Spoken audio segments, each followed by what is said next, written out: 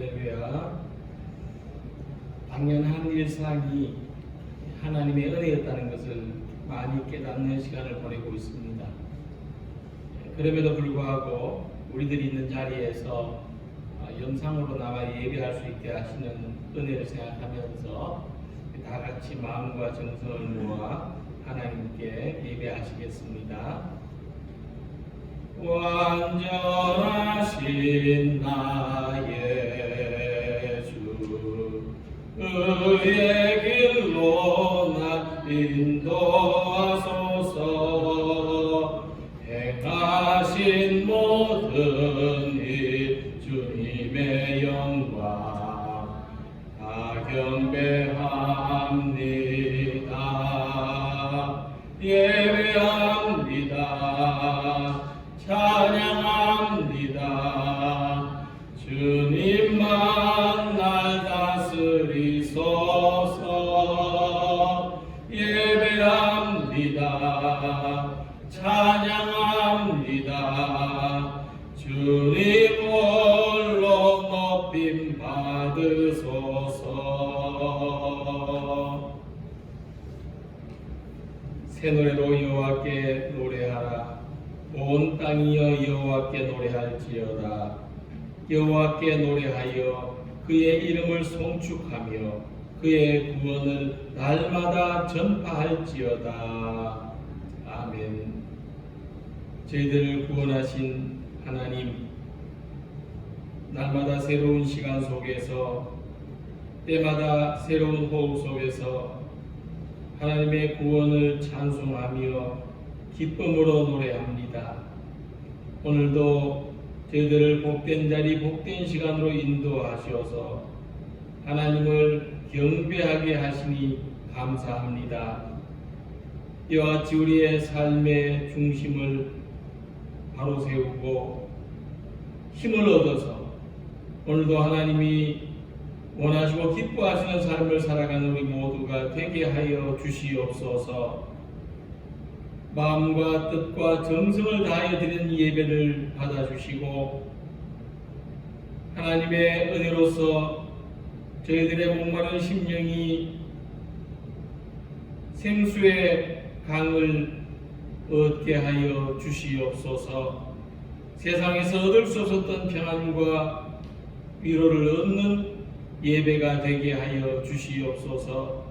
예수님의 이름으로 기원하옵나이다. 아멘. 사도신경으로 함께 신앙 고백하시겠습니다. 나는 전능하신 아버지 하나님 천지의 창조주를 믿습니다. 나는 그의 유일하신 아들 우리 주 예수 그리스도를 믿습니다.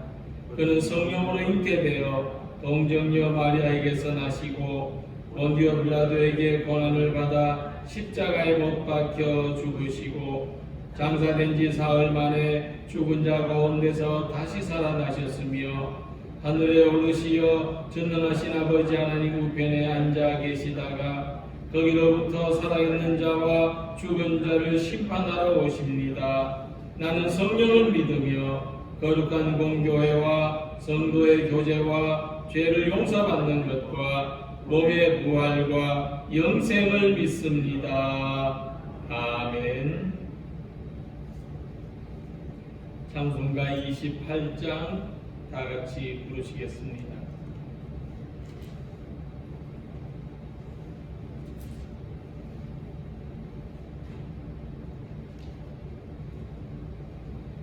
복의 근원 강림하사 찬송하게 하소서.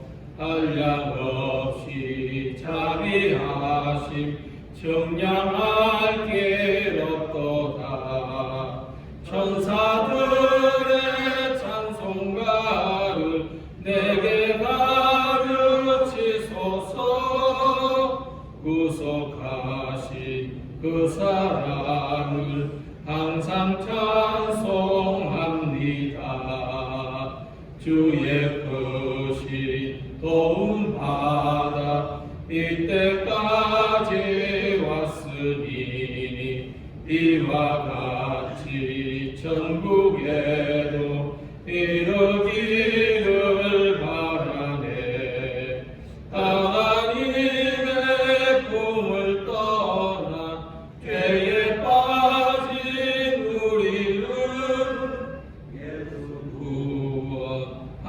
구원하시려고 보혈을 여주셨네. 주의 귀한 은혜 받고 일생 빚진 자 되네. 주의 은혜 사슬 대사 나를 주께 메소서.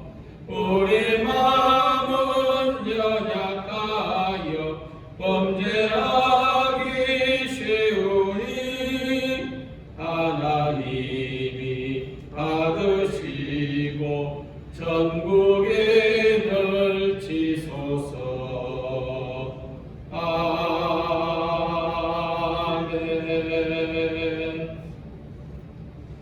이 예배를 위해서 오순탁 장로님께서 기도 인도하시겠습니다.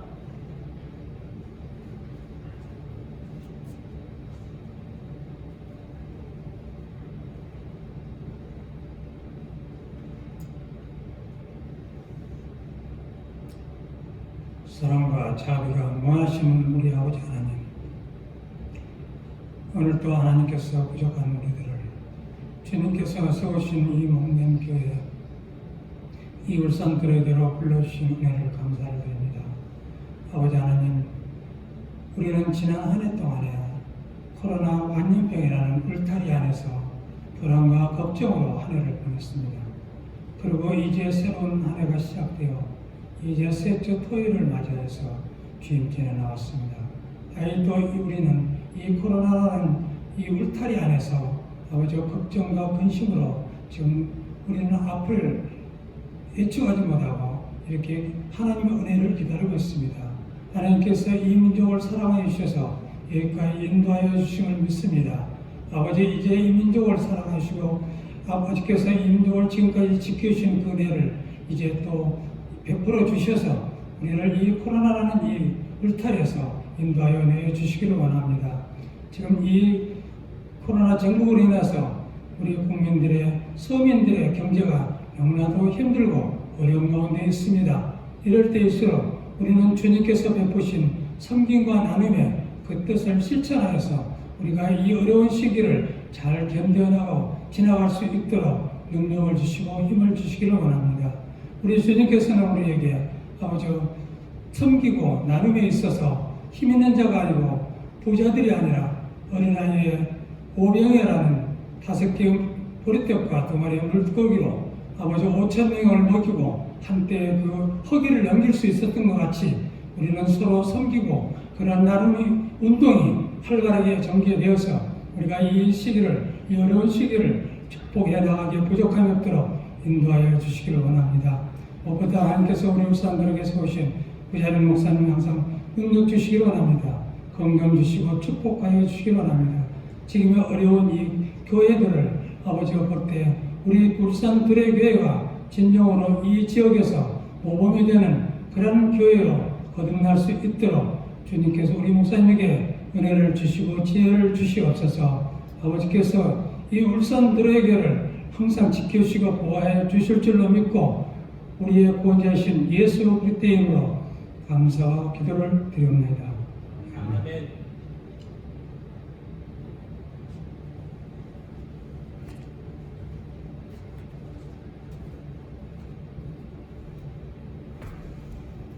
오늘 우리들에게 주시는 하나님의 말씀은 출애굽기 19장 1절에서 6절까지의 말씀입니다.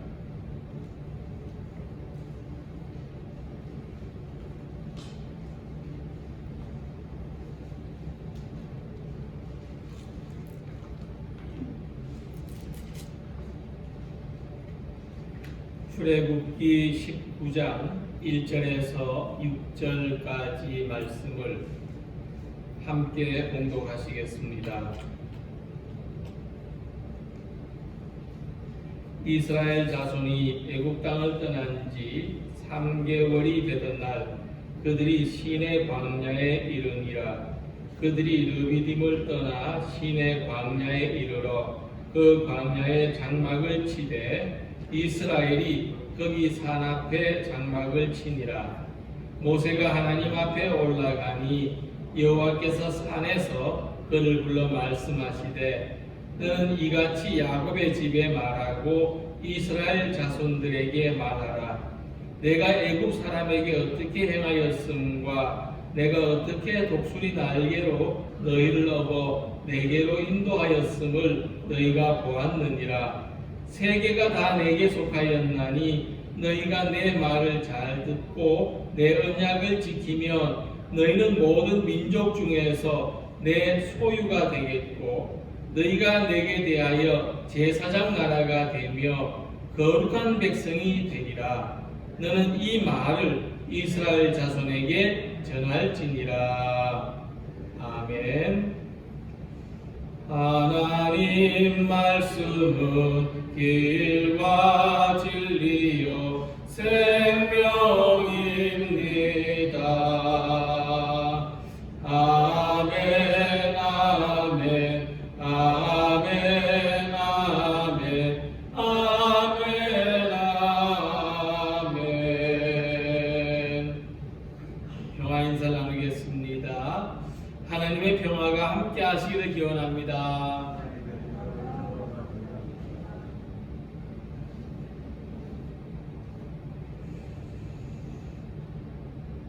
본문은 출애굽의 역사에 있어서 큰 획을 긋는 일이 기록되어 있습니다.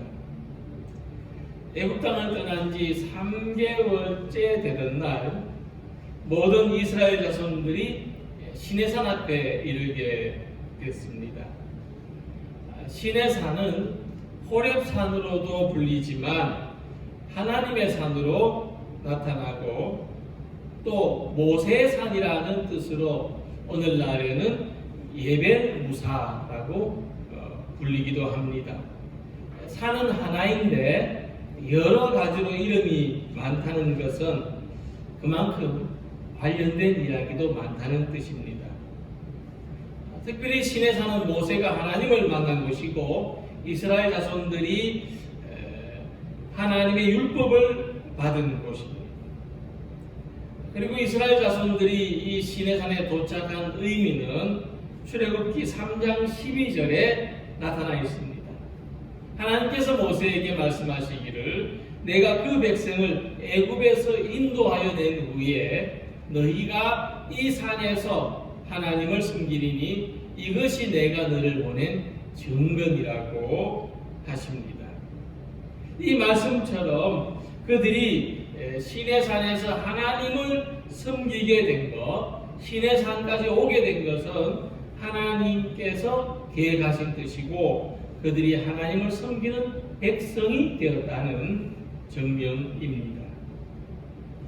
이처럼 우리의 삶은 하나님의 계획과 인도하심 속에 있다는 것을 발견해야 됩니다. 하나님은 우리들을 모으시고 여기까지 인도하셔서 하나님을 섬기는 백성이 되게 하셨습니다. 그래서 시내산의 영적인 의미는 교회를 가리킨다고 할 수 있습니다. 교회는 하나님이 불러내신 공동체입니다. 마치 애굽 사람들을 이스라엘 자손들을 애굽에서 불러내셔서 그들을 하나님을 섬기는 백성으로 삼으신 것처럼 교회는 하나님께서 우리를 불러내셔서 하나님을 섬기게 하신 신앙의 공동체라고 하는 것입니다. 교회는 우리들이 살아계신 하나님을 만나는 곳이고 또 교회에 속해 있다는 것은 우리가 하나님을 섬기는 백성이 되었다는 것입니다. 이스라엘 백성들이 애굽에서 벗어나는 것뿐만 아니라 그들이 하나님을 섬기고 하나님께 속하여 살아가는 것을 하나님은 원하셨습니다.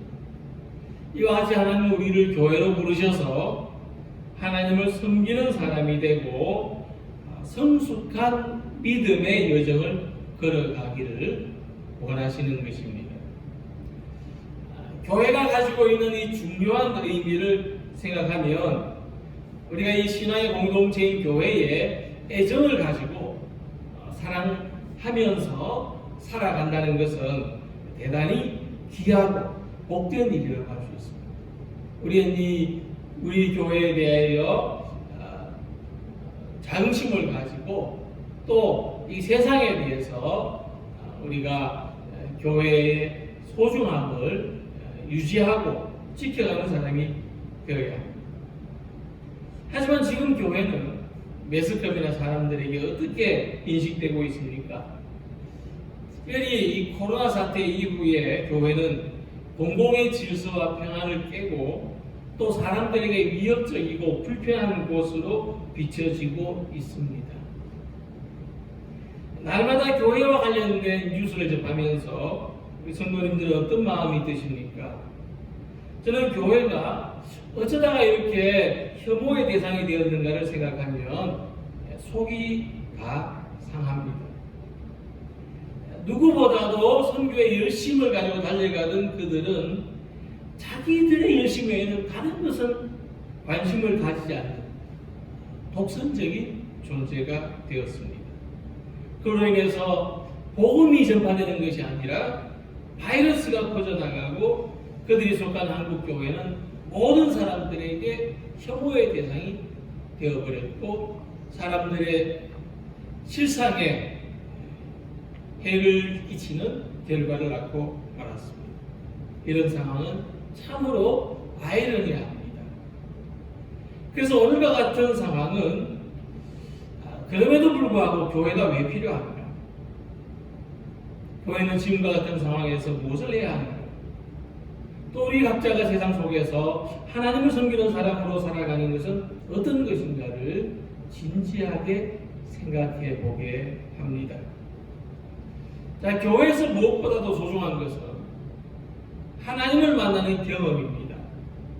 우리는 교회에서 하나님의 말씀을 듣고 하나님과 약속을 지키는 삶을 살아가려고 합니다. 하나님의 말씀은 세상에 참 생명을 주는 말씀이요. 하나님의 약속은 우리의 안전과 평안을 보장합니다. 특별히 우리들의 교회는 하나님을 만나는 곳이 되고 우리 삶의 중심이 되기를 소망합니다. 오늘 본문의 말씀을 통해서 하나님께서는 이 교회의 우리들을 어떻게 생각하시고 또 우리는 하나님 앞에서 어떻게 살아가야 하는지를 함께 생각해 보도록 하겠습니다. 먼저 우리는 하나님의 소유가 된 사람들입니다. 너희는 모든 민족 중에서 내 소유가 되겠고라고 말씀했습니다. 자, 우리는 자기의 사랑하는 자녀들을 내 보물, 내 보배라고 표현합니다. 자, 이런 의미에서 우리가 하나님의 소유가 되었다는 것은 구속을 당한다거나 불편한 일이 아니고 오히려 기쁘고 감사하게 여겨야 하는 일입니다. 하나님은 우리를 보배처럼 하나님은 우리를 소중하게 특별히 귀하게 여기시는데 사람들이 위험을 무릅쓰고 광산에서 금을 캐거나 다이아몬드 같은 보석을 채굴하지 않습니까? 왜 그렇게 합니까? 값이 있는 것이기 때문이죠. 이런 보배를 쉽게 얻을 수 있다면 누구나가 원하는 대로 소유할 수 있다면 그것은 보배가 아닐 것입니다. 그래서 한때 이 값싼 금속을 화학적으로 가공해서 금을 만들어 보려고 하는 연금술사들이 있었지만 실패하고 말았습니다. 또 숯덩이에 어마어마한 압력을 줘서 다이아몬드를 만들 수 있지만 돈을 주고 사는 것만큼 많은 비용이 들어갈 뿐만 아니라 천연 다이아몬드에 비길 수 없기 때문에 그렇게 해서 만든 다이아몬드는 공업용으로만 사용되고 있습니다. 그러니까 금을 캘 때에는 금에는 금만큼의 비용이 들어가 있다는 거죠. 다이아몬드에는 다이아몬드만큼의 비용이 들어가 있습니다. 그 값이 있다는 거죠. 하나님 앞에서 우리 각 사람은 자기만큼의 고유한 가치를 지니고 있습니다. 다른 무엇과도 비교하거나 바꿀 수 없는 값진 사람. 어떤 세상에 어떤 존재하는 다른 가치로 사람을 시환할 수 없는 그런 고유하고 특별한 생명들이 우리 자신들입니다. 베드로전서 1장 18절 19절에서 너희가 알거니와 너희 조상이 물려준 행실에서 헛된 행실에서 대속함을 받은 것은 은이나 금같이 없어질 것으로 된 것이 아니요 오직 흠없고 점없는 어린 양 같은 그리스도의 보배로운 피로 된 것이니라고 말씀했습니다. 우리가 하나님의 귀한 소유인 것은 무엇보다도 예수 그리스도의 보배로운 피로 구속받았기 때문입니다. 우리 각 사람은 예수님의 값으로 구속하신 하나님의 소유입니다. 그러니까 하나님 편에서는 우리 한 생명 한 생명이 귀하게 얻어진 사람들이고 우리 편에서는 하나님으로부터 헤아릴 수 없는 은혜를 받은 것입니다. 우리 각자는 예수님의 값, 보혈의 공로를 가지고 있는 사람들입니다. 하나님은 예수님의 십자가를 대가로 우리를 구원하실 만큼 우리는 귀한 보배들이요 사랑하는 자녀들입니다. 우리는 우리 자신의 가치를 어떻게 생각합니까? 우리 자신에 대해서 우리는 어떤 마음을 가지고 살아갑니까? 당신의 나이는 당신이 아니다 하는 시가 있습니다. 간략하게 소개해드리면 당신이 입는 옷의 크기도 몸무게나 머리 색깔도 당신이 아니다. 당신은 당신이 읽은 모든 책이고 당신이 하는 모든 말이다. 당신은 당신이 믿는 것들이고 당신이 사랑하는 사람들이며 당신 방에 걸린 사진들이고 당신이 꿈꾸는 미래이다. 이게 어떤 뜻인가 하면 우리는 우리 어떤 겉으로 세상에서 얻어진 것으로 우리 자신을 나타내거나 또 그것이 자기라고 생각할 때가 많지 않습니까? 근데 이 시에서는 진정한 자기는 그런 것들을 다 벗겨내 정말 우리의 속사람, 우리 존재 그 자체라는 것을 이야기하는 것이고 우리 안에 귀한 가치가 있다는 것입니다. 우리가 우리 자신을 어떻게 정의하고 무엇으로 자신의 값을 매기는가에 따라서 우리는 세상이 말하는 속물이나 흔한 사람으로 살아갈 수도 있고 또 아주 귀하고 특별한 사람으로 살아갈 수도 있는 것입니다. 우리가 자기를 어떻게 생각하는가에 따라서 가장 어두운 곳에서도 가장 빛나는 사람으로 살 수 있고 가장 빛나는 곳에서도 가장 어둡게 살아가는 사람이 될 수 있습니다. 우리 자신이 하나님께 속한 사람이라는 것을 생각하면 우리는 세상 어디에다 던져놓아도 값진 삶을 살 수 있는 사람들이라는 것을 잊지 말아야 할 것입니다. 우리는 세상 어떤 상황 속에서도 빛과 소금의 존재로 살아갈 수 있다는 것을 잊지 말아야 합니다. 야곱아 너를 창조하신 여호와께서 지금 말씀하시느니라 이스라엘아 너를 지으신 이가 말씀하시니라 너는 두려워하지 말라. 내가 너를 구속하였고 내가 너를 지명하여 불렀나니 너는 내 것이라. 하나님께서 말씀하십니다. 너는 내 것이라. 우리는 하나님께서 값지게 구속하신 보배들입니다. 내가 가진 가치를 스스로 귀하게 여길 줄 알고 그 빛을 더 바라며 살아야 되겠습니다. 그것은 하나님의 말씀대로 사는 것, 하나님을 사랑하고 이웃을 사랑하는 것을 실천하는 삶을 살아가는 것입니다. 올 한해 하나님의 보배인 나를 닦아서 반짝반짝 빛나게 해서 이 보물의 주인이신 하나님을 기쁘시게 하는 우리 모두가 되시기를 원합니다. 하나님을 사랑하고 이웃을 사랑하는 모습으로 살아가는 우리들을 보고 흐뭇해하시는 하나님을 바라볼 수 있는 우리 성도님들이 되시기를 소망합니다.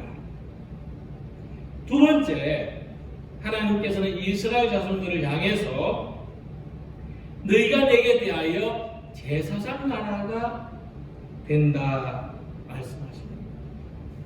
자, 우리가 하나님의 소유라는 것은 우리 존재에 대한 말씀이라면 우리가 하나님 앞에서 제사장이라는 것은 우리의 사명, 우리가 세상 속에서 어떻게 기능하면서 살아야 되는가 하는 말씀입니다. 자, 하나님께서 우리들에게 이 제사장의 직분을 주시는 것은 우리가 대표성을 가진다는 것입니다. 우리는 하나님 앞에서 사람들에 대한 대표성을 가진다는 뜻입니다. 이스라엘을 하나님은 많은 민족 가운데서 대표성을 가진 민족으로 선택하셨듯이 하나님은 우리 각 사람을 어쨌든 우리가 속해 있는 어느 곳에든지 그 사람들 가운데서 대표성 있는 사람으로 삼으셨습니다. 제사장을 통해서 사람들의 제사를 받으시는 것처럼 하나님은 우리들을 통해서 세상의 모든 호소와 간구를 들으십니다. 우리는 이 세상에 대해서 제사장적인 사명을 가지고 이 세상의 호소와 이 세상의 간구를 중보하고 보고하는 기도로서 하나님 앞에 나아갑니다.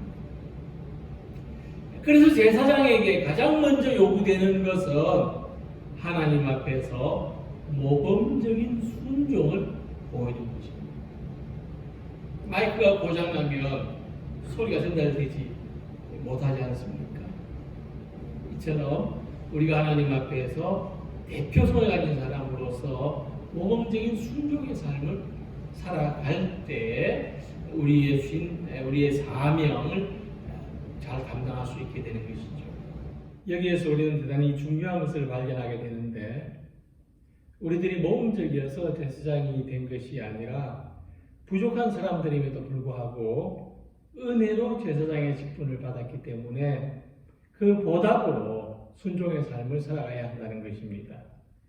자, 그렇다면 우리들이 제사장으로 하나님께 순종할지 순종하지 않을지도 모르는데 하나님께서는 왜 이렇게 부담스러운 선택을 하셨을까 하는 의문이 생겨나게 됩니다.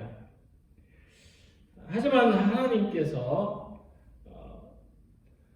그럼에도 불구하고 우리들을 제사장으로 선택하신 것은 이런 뜻이 있다고 헤아려집니다. 만약 하나님께서 사람의 자격을 보고 제사장으로 선택하셨다면 이렇게 제사장이 된 사람은 자기에게 미치지 못하고 또 기준에 적합하지 못한 사람들을 볼 때에 비난하거나 무시하면서 살아가게 될 것입니다. 그러다 우리는 하나님의 은혜로 제사장의 직분을 받았기 때문에 그 뜻에 순종하지 않는 세상을 향해서 비난할 것이 없고 오직 내가 받은 은혜대로 하나님께 순종하며 살아가는 사람이 되는 것입니다.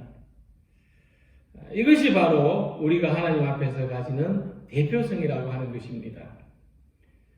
특히 제사장은 백성들의 죄와 허물을 들고 하나님 앞에 나가는 사람입니다.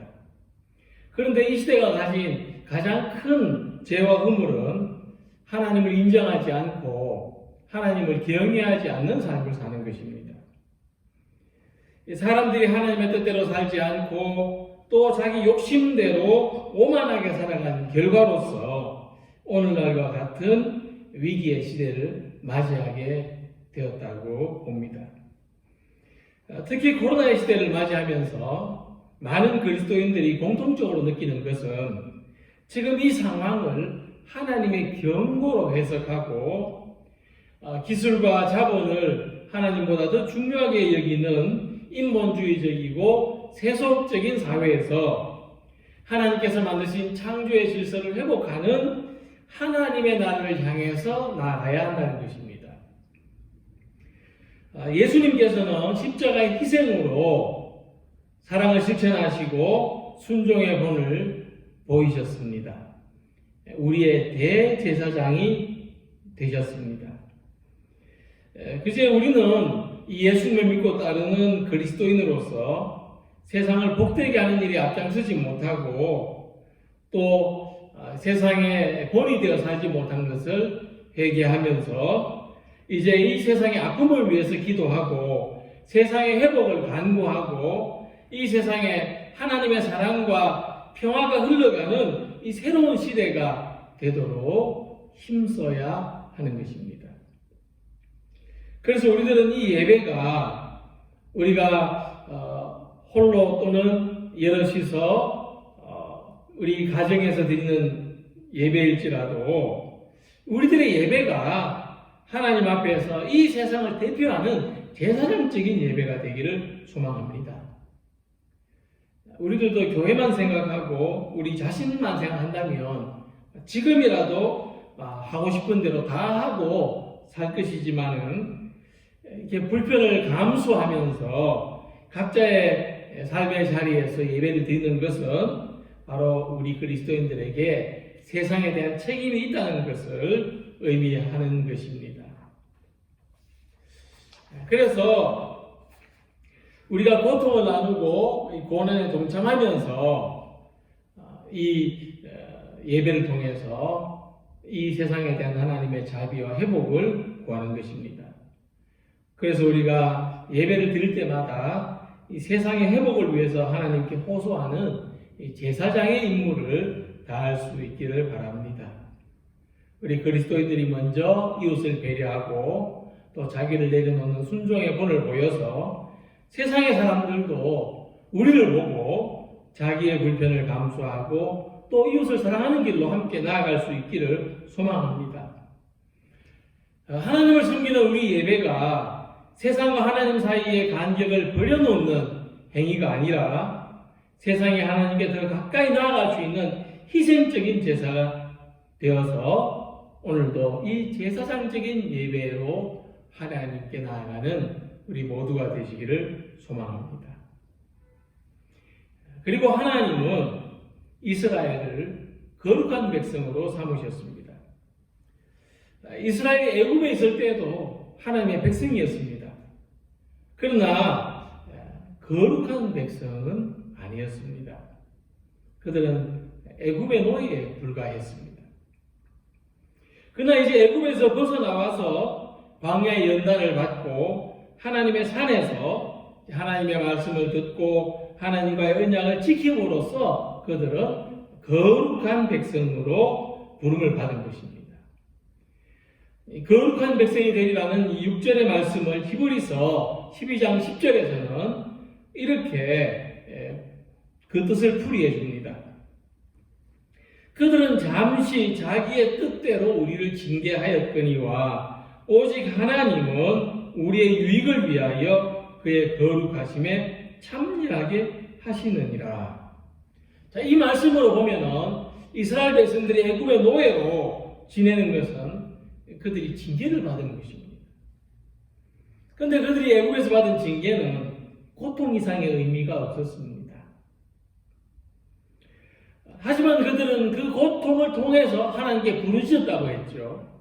하나님께 부르짖었고 하나님께서 그 부르짖는 소리를 들으시고 모세를 통하여 그들을 구원하셨습니다.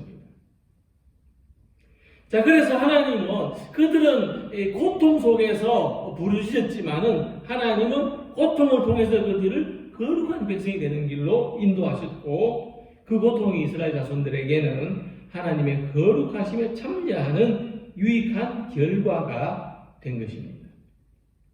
그래서 이것은 무엇을 말해주느냐면 우리는 비록 세상 속에서 고통을 받으면서 삽니다. 그러나 이 고통 속에서도 하나님께 나아가는 그 시련과 연단을 통해서 우리는 하나님의 거룩한 백성이 되어 간다는 것입니다. 도자기 장인들이 흙으로 그릇을 빚어서 이 바람에 말리죠. 그러면 단단해집니다. 쓸 수 있습니다. 한데 그것으로 완성된 것이 아닙니다. 더 견고하게 영구적으로 사용하기 위해서 1200도의 높은 온도로 이 도자기들을 굽습니다.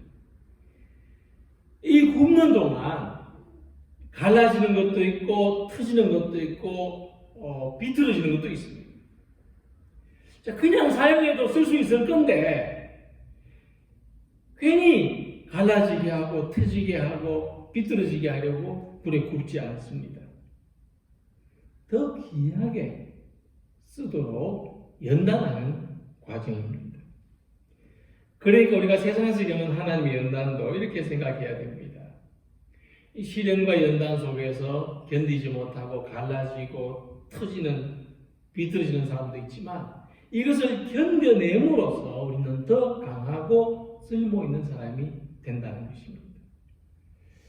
다이아몬드로 다이아몬드를 자른다는 말이 있지 않습니까? 다이아몬드는 아주 강한 이 보석을 가공하기 위해서는 또 같은 강도의 보석으로서 다듬는다는 것이죠. 우리의 고난이 왜 이렇게 힘들고 왜 이렇게 어렵고 고통스러운가에 대한 해답을 여기에서 찾을 수 있으리라 생각합니다. 더 강한 고난이 더 큰 은혜가 되기를 소망하는 것이죠. 이것이 우리가 고난 속에서 하나님의 거룩에 참여하는 길이라고 말씀하는 것입니다. 그래서 우리가 하나님의 거룩한 백성이 되는 길에는 많은 시련과 연단이 기다리고 있습니다. 하지만 믿음으로 말미암아 이 시련과 연단이 많은 세상 속에서도 어려운 일을 감당해낼 수 있고 또 더 많은 사람들을 사랑할 수 있고 또 믿음으로 승리하게 하시는 것입니다. 우리는 시련 속에서도 고난 앞에서도 흐트러지지 않으려고 해야 됩니다. 약한 모습을 치유해 가면서 감당해내야 합니다. 기도하고 말씀으로 힘을 얻고 성령의 도우심을 구해야 합니다. 하나님이 기대하시는 거룩은 우리가 온갖 고난과 시련 속에서도 믿음으로 살아가는 것이고 이 거룩하심에 저와 여러분들을 불러주셨다는 말씀입니다. 이스라엘 자손들은 노예 힘겨운 삶을 살았습니다. 그들은 그 힘겨운 삶에서 벗어나기를 구했습니다. 그런데 그들은 생각하지 못했던 고난이 기다리는 광야로 나왔습니다. 이럴 거면 왜 나왔느냐? 그들은 몇 번이나 되돌아가려고 했지만 결국 이 고난의 큰 시험들을 믿음으로 이겨냈습니다. 이로써 이스라엘은 하나님과 교제할 수 있게 되고 하나님의 영광에 참여하는 민족이 될 수 있었습니다. 그래서 우리의 거룩이라는 것은 완성된 개념이 아닙니다. 그것은 거룩하게 살려고 하는 과정이고 하나님의 성품을 담기 위해서 방향을 정하여 나아가는 것입니다. 즉 우리는 거룩한 백성이지만 아직 완전히 거룩해진 것이 아니죠. 교회에 모이고 함께 예배를 드릴 때는 거룩한 모습이지만 흩어져서 집으로 돌아가고 일상에서 살아갈 때는 거룩한 모습을 잃기도 합니다. 그러나 우리는 어떤 고난이나 시련을 만나더라도 그 속에서 믿음으로 인내하고 연단됨으로써 함께 거룩의 길로 나아가는 것입니다. 지금 이 시간도 우리들에게는 연단의 시기입니다. 고난의 세월입니다. 하지만 이 시간들이 우리에게 거룩의 길로 나아가는 경험이 되기를 소망합니다. 지금 자기가 있는 곳에서 홀로 예배를 드리거나 또는 함께 하나님을 예배할 수 있는 사람이라면 거룩한 백성으로 살고 있는 사람입니다. 힘들고 어려운 일상 속에서도 믿음의 소망을 두고 하나님을 섬기는 마음을 잃지 않는다면 하나님의 거룩한 백성입니다. 화가 나고 불편한 상황에서도 믿음의 마음을 가지고 내가 좀 손해를 보거나 또 힘들어지더라도 평화를 이루려고 노력한다면 그것이 우리에게는 연단의 계기가 되고 거룩에 참여하는 삶이 되는 것입니다. 비록 광야와 같은 세상 속에서도 하나님의 말씀을 듣고 하나님의 언약을 지키며 살아갈 때 우리는 우리 자신이 하나님의 소중한 사람이라는 것을 발견할 수 있습니다. 하나님과 사람들 사이에서 하나님을 사랑하고 또 그 분량만큼, 무게만큼 이웃을 사랑하는 이 균형 잡힌 순종의 본을 보이는 제사장의 사명을 감당하시기 바랍니다. 또 오늘의 고난과 불편함 속에서도 하나님의 거룩하심에 믿음으로 참여하는 우리 모두가 되시기를 주님의 이름으로 축복합니다. 기도드리겠습니다. 좋으신 하나님, 은혜를 감사합니다. 예수님의 보혈로 저희들을 구속하셨사오니 저희들이 하나님의 귀한 보배로 살아가게 하시고 세상 앞에서 이 세상을 대표하는 심정으로 하나님께 기도하고 예배하게 하시며 오늘의 고난과 불편함 속에서도 연단됨으로써 하나님의 거룩하심에 믿음으로 참여하는 우리 모두가 되게 하여 주시옵소서. 예수님의 이름으로 기도하옵나이다. 아멘. 찬송가 428장 다 같이 부르시겠습니다.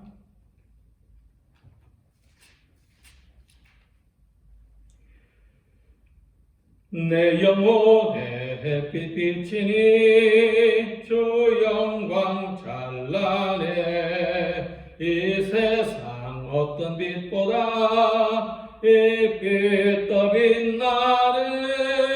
주의 영광 빛난 광채 내게 비춰 주시옵소서.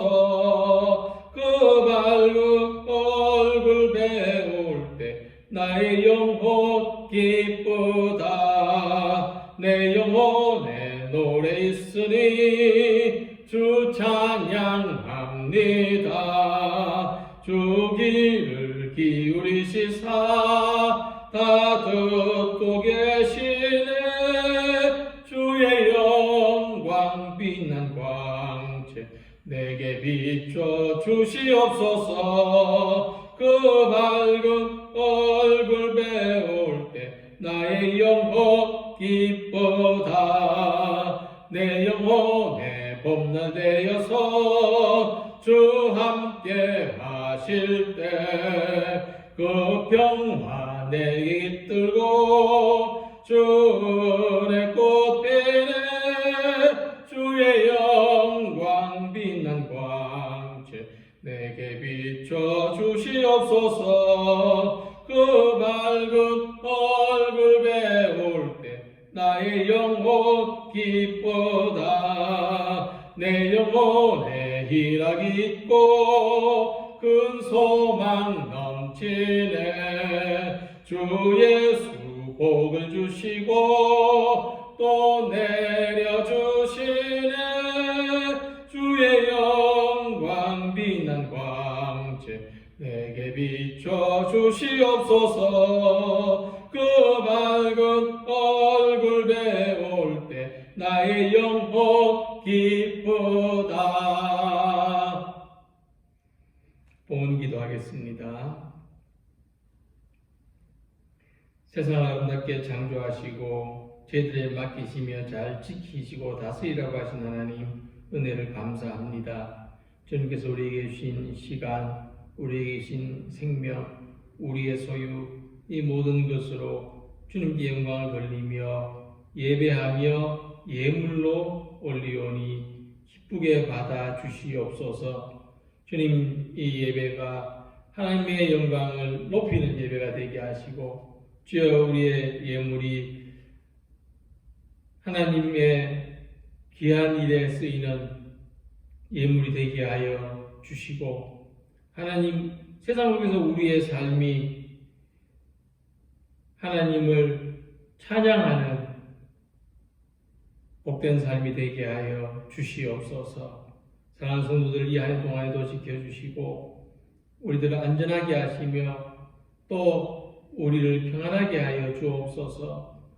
세상 속에서도 하나님을 바라보고 믿음으로 살아가는 주님의 종들을 기억하여 주시고 우리가 흘리는 수고의 땀과 눈물의 기도를 들어주시고 하나님께서 우리의 심령을 더 복되게 하시고 주님의 위로가 넘쳐나게 하여 주시옵소서. 영육간에 강건함을 주시고 또 가정에는 평안을 주시고 우리 일터에서는 기쁨으로 일하게 하여 주시며 주님의 교회에서는 은혜롭게 하여 주시옵소서. 이 모든 것을 주님 앞에 봉헌하오며 우리 주 예수 그리스도의 이름으로 봉헌 기도드리옵나이다. 아멘. 교회 소식을 전해드리겠습니다. 우리 이번 주 화요일 19일 화요일 새벽 기도회부터는 교회에 모여서 예배를 드리겠습니다. 차질 없이 진행될 수 있도록 끝까지 기도 부탁드리겠습니다. 다음 주일 오전 예배 후에 예결산 제식회 공동의회가 있습니다. 또 연초에 우리 하지 못한 재직임명 또 건축 건금 성경 작전도 함께 하도록 하겠습니다. 우리 박종도 안수 집사님과 도민자 집사님의 장녀 박은진 양의 결혼식이 1월 30일 다음 주 토요일 오후 1시 30분에 문수 컨벤션 웨딩홀 지상 1층 아도니스홀에서 있습니다. 우리 이 복된 예식이 되도록 또 축복하시고 기도해 주시기를 부탁드리겠습니다. 자, 다 같이 찬송가 623장 부르시겠습니다.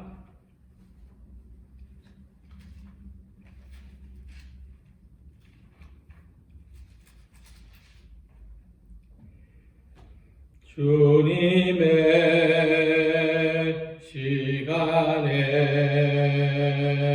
아름답게 모든 것 변하리.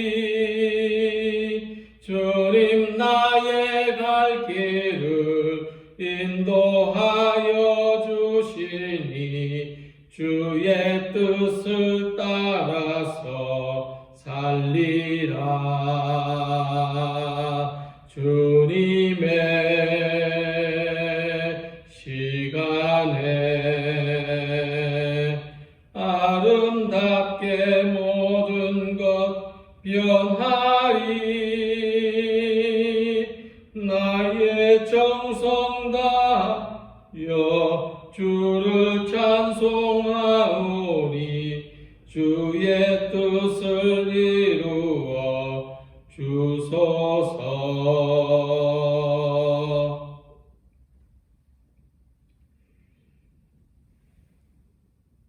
이제는 우리 주 예수 그리스도의 은혜와 하나님의 크고 놀라우신 사랑과 성령의 위로하시며 교통하심과 충만하신 역사가 우리가 하나님의 소중한 소유, 하나님의 복에 드린 것을 알고 우리의 삶을 더욱 값지게 복되게 살아가게 하시며 또 우리가 세상 앞에서 대표성을 가지고 하나님께 세상의 회복과 치유를 위하여 기도하며 간구하며 예배하는 제사장으로 살아가며 또 우리가 하나님께서 우리에게 때로는 고난을 허락하시지만 이 고난을 통해서 하나님의 거룩하심에 참여하며 고난 끝에 영광을 바라보게 하시는 귀하고 복된 삶을 소망하는 우리 모든 성도들 위해 내 가정과 일터와 교회 위에 이제부터 영원토록 함께 하시기를 축원하옵나이다. 아멘.